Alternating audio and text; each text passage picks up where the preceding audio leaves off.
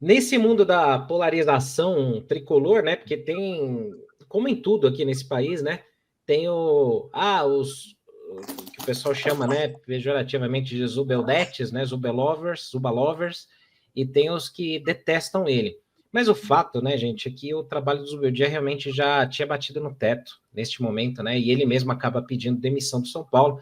Então, como eu estava falando, caso alguém tenha ficado isolado do mundo, Zubeldia não é mais técnico do São Paulo, pede demissão ontem pela manhã, já havia pedido, e o São Paulo encaminhou um acordo com o Hernan Crespo, né? E aí este é o cenário.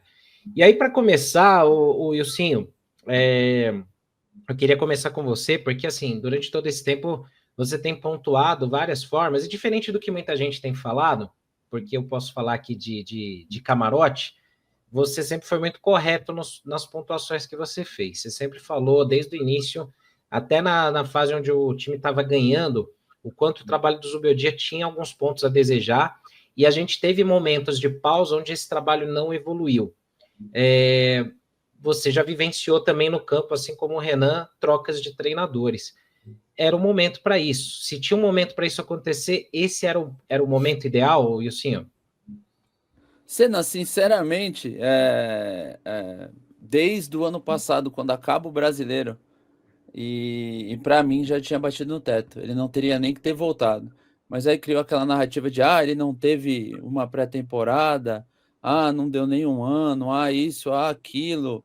Cara, não, assim, é difícil falar de trabalho, né? Que trabalho envolve o dia a dia no CT, envolve o cotidiano, hotel, viagem, envolve um monte de coisa. O acesso que a gente tinha era os 90 minutos de campo, só. E as informações que ele dava nas coletivas, isso quando ele não dava chilique.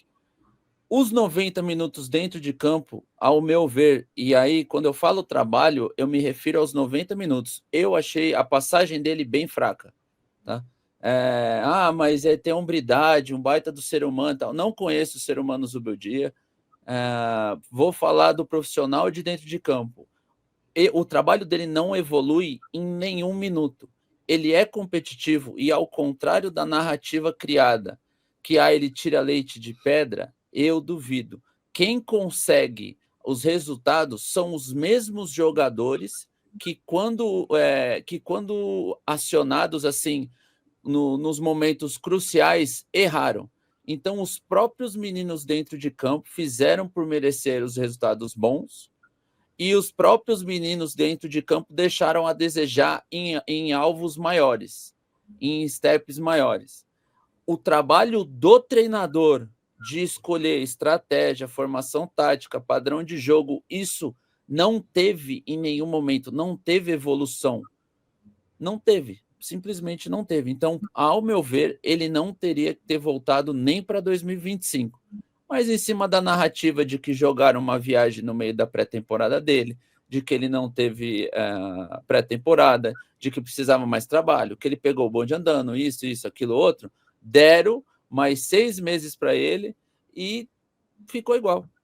Então, desculpa, pode me chamar de hater, pode chamar do que quiser. Falando de dentro de campo, em estratégia, formação tática, tudo relacionado ao jogo, o trabalho dele foi bem ruim, porque não teve nada. Teve competitividade, quase ganhamos do Botafogo, mas por causa da estratégia escolhida, quase tomou 8 também no primeiro tempo.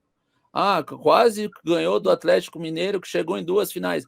Mas quando precisou de um movimento, não teve e a gente ficou naquele 0-0 mentiroso. Então, tipo assim, desculpa.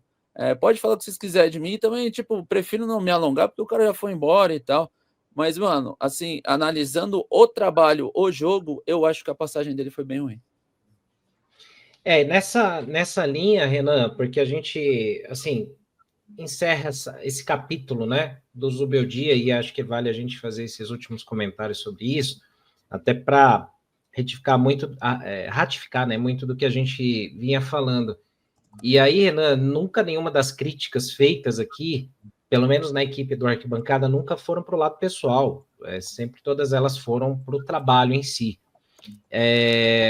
Você já tinha colocado algumas vezes essa questão do trabalho ter batido no teto, não conseguir extrair muito mais que isso. O jogador sente isso também, né, Renan? Às vezes, assim, você gosta do cara, você acha que o cara é um cara trabalhador, o cara que é esforçado e tal, mas muitas vezes isso não basta, né, para manter o cargo. E o futebol é resultado, né, Renan? É um clichê falar isso, mas é o que acontece na prática, né? E ainda mais do que isso, Senna, quando você, fora o resultado, não vê um rendimento bom, o São Paulo tem perdido sendo amassado em casa, né? Os 2 últimos jogos em casa, o São Paulo foi amassado por Mirassol e Vasco da Gama. Então, tem aquele dia que, pô, jogamos bem pra caramba, o goleiro dos caras fechou o gol e num escanteio tomamos gol. Você fica com a ilusão e com a esperança de que aquele bom rendimento possa dar o resultado. E que não era o caso, né? E que não era o caso. Eu estava, tanto quanto o Ilcinho, eu falava aqui da limitação dele. Porque o grande treinador, na minha opinião, fora a gestão pessoal, a gestão de um grupo de trabalho, é ele ter o poder de variação e improvisação nos momentos de dificuldade. Como eu falei ontem, depois de uma mensagem de um colega nosso no chat,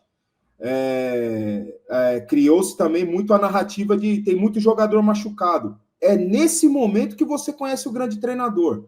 Pô, eu não tenho jogadores que estão machucados, eu não tenho jogadores para executar aquilo. Pô, vamos mudar, vamos variar. O Wilson sugeria um homem a mais no meio do campo. Eu, muitas vezes, sugeria o 3 zagueiros, enfim. E ele nunca mudou. Ele foi improvisando jogadores em outras posições para manter aquela estratégia tática, aquela estratégia de jogo. O que eu não concordo. É nisso que eu falo que ele estava muito limitado no time do São Paulo e que estagnou, parou, não tinha evolução, você não via mais nada em momento nenhum. E em poucos momentos, que não sei porquê, mas tenho a certeza que não pela convicção dele, que ele fez algumas mudanças, o time jogou melhor. O Wilson estava no estádio no dia que o São Paulo jogou contra o São Bernardo. O São Paulo jogou muito bem. Contra o São Bernardo, ganhou de 3-1, jogando com 3 zagueiros. O Wilson falou no dia seguinte, São Paulo jogou um bom futebol. Talvez a melhor partida do São Paulo no ano. Talvez. Na era Zubeldia, tá? Não foi nem no ano. Pode ser. Pode ser. Desculpa interromper, Renan, perdão. Não, é um debate, não é uma palestra, debate. Pode deixar tocar fogo aí. Eu não lembro de outro, mas eu me lembro desse jogo que o São Paulo jogou muito bem. Foi o tempo todo contra um time bom do São Bernardo, lá, jogando lá, dificuldades e tal. Então, e na minha opinião, sem a convicção dele. Então, por isso, Senna, que ele mesmo pediu para sair, sabe? Ele sabia que ele não podia fazer mais do que ele estava fazendo. Né? Daí veio a pressão da organizada, vem isso e aquilo, pô, não tem mais para onde correr, mas eu acho que passa muito por isso, a limitação na leitura de jogo, antes do jogo, durante o jogo, substituições, limitação em conceito de jogo, sabe? Como eu falei alguns dias atrás, uma identidade o São Paulo nunca teve sob o comando do Zubeldia. Mas o que é identidade? Eu citei o exemplo do Bahia.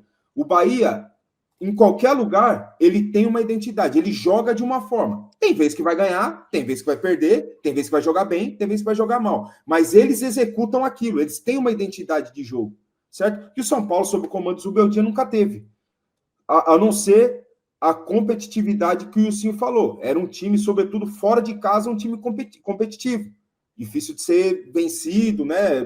Principalmente em Copas, né? Na Libertadores, não perdeu sob o comando dele. É isso que a gente pode falar do Zubeldia. E da história toda, falta de convicção da diretoria. Por quê? Ou por falta de dinheiro, ou por sei lá o quê, não ia mandar ele embora. Porque para mandar o cara embora, você tem que arcar com a multa. Então, tá aí a primeira falta de convicção. A segunda falta de convicção, se era de fato o Crespo o treinador a ser contratado. Eu não sei não se não é mais um cala-boca. O cala-boca, assim, o que eu quero dizer? Vamos colocar um cara que não vai ter muita rejeição por parte da torcida. Para agradar. Para agradar, para a gente não ter encheção de saco aqui. Sabe, eu não tenho a certeza que, pô, é esse o cara. pelos jogadores que nós temos, é esse o cara para gerir esse grupo, que vai colocar o melhor esquema tático, que vai fazer esse time andar? Eu não tenho essa certeza.